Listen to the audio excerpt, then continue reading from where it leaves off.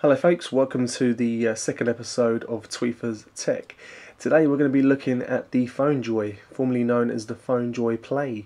This device goes for about £60 from the Phonejoy website. It was originally a Kickstarter product that I invested in, well, it feels like nearly 2 years ago, but I could be exaggerating. I finally received it. I mean, I have had this for 2 to 3 weeks now, and I have not stopped playing with it. This is a dedicated Bluetooth controller for Android and iOS. I'm not sure whether this particular one will work on an iPhone. I think we've got to wait for a software issue to be resolved. But this will work on any Android phone out there. The idea is, it's like I said, a Bluetooth controller, and it's aimed to use on emulators and other Play Store apps that that you'd like to have gamepad support on. The build of it, as you can see, is very nice. It's got this nice little rubberized texture on the thumbsticks, very reminiscent of the PSP. You've got like a standard layout similar to the Xbox 360 with a D-pad. Some people have been complaining about the D-pad. I don't really have any issues with it. Got the back button, start button, on and off switch, and this is for inverted controlling, on and off basically. Up here you've got the shoulder and trigger buttons. You've got the charging port. And it's quite a small device, but the idea about it is it stretches out like so, and it basically links up to any Android phone, and like I said, it is available for the iPhone as well. But you may be wondering how many phones can actually fit, and I'll show you. I'm currently using the Galaxy Note 3, which is quite a large device. I'm not sure whether it will work with the Galaxy Mega, if I'm 100% sure, but it works with all the Galaxy Note devices, and obviously they're quite large. So how does it work? Very simple really. Bung it on like that. Once you see the lights, get your device, Bluetooth on. You can see there it's synced up to the Phonejoy. Come out of that, stretch it out like so. It's a bit fiddly at first.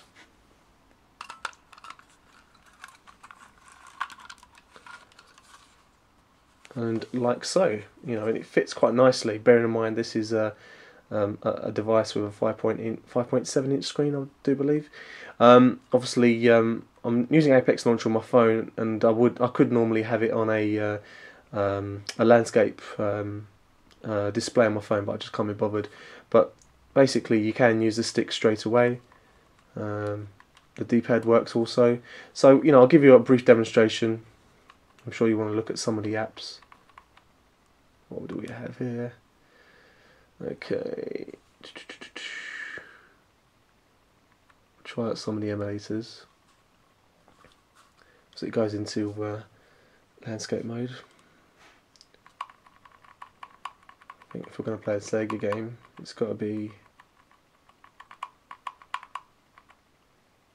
Sonic 2 really.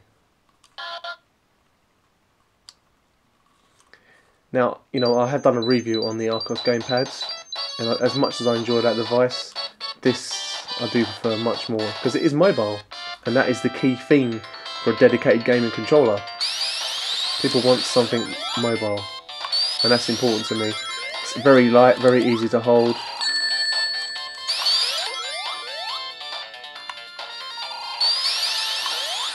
And it's not, it's not too much of an inconvenience to carry around.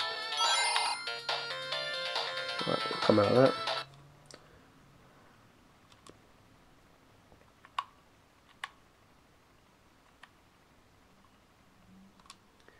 Let's try the SNES one out.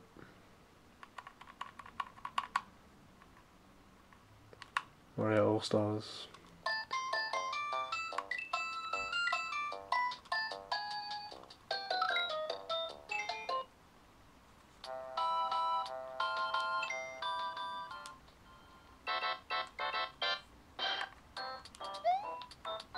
I'm actually using the analog stick at the moment. The D-pad works also. I find this very comfortable to use. It's just a pleasure to use. And £60 does sound like quite a lot, and it is a lot of money.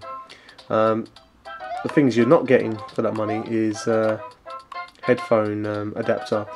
because I can't, with the controller wrapped around this, I can't hook up my headphones to it. But there is an adapter.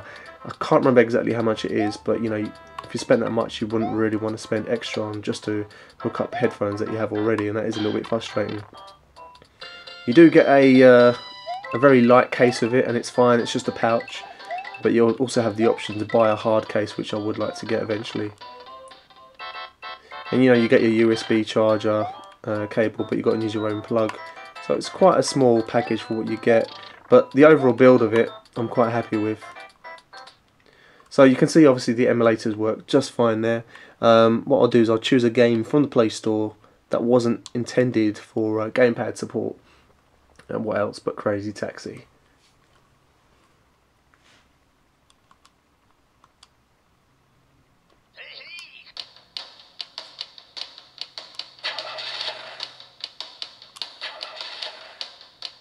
Alright, let's go make some crazy mo. Go ahead and pick a car and drive. Alright, let's get it up. Hey, it's time to make some crazy money. Are you ready? Here we go.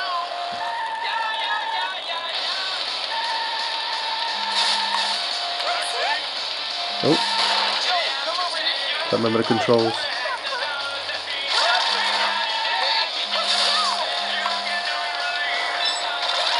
Anyway, I could play that all day long, but I won't.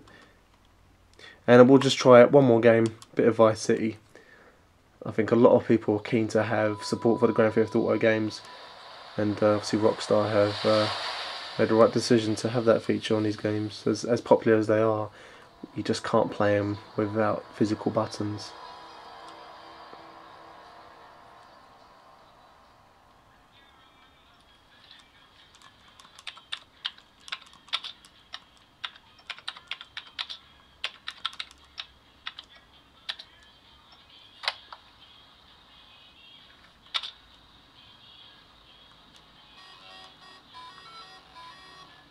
I should have loaded this game up before. Apologise for this.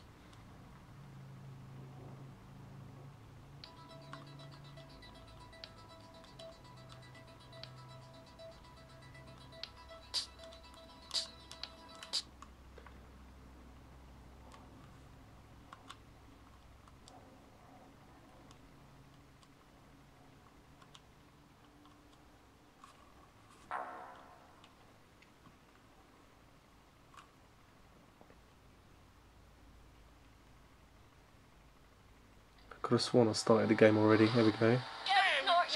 Okay, so that works. The D-pad also works, but I prefer to use the stick. I'm sure most of you will as well. Right stick's fine. Let's punch. Let's run, jump. All works fine. Let's get in the car before I get into trouble.